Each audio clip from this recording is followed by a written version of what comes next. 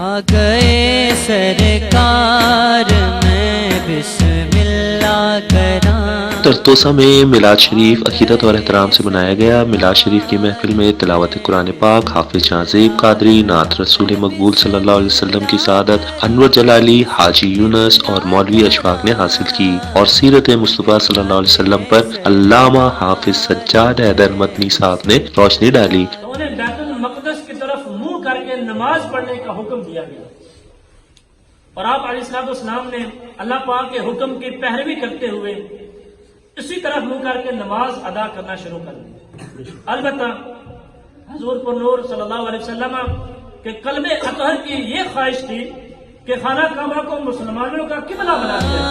محفل میں عاشقان رسول کی بڑی تعداد نے شرکت کی۔ محمد ارسلان، شمع نیوز، اسپین۔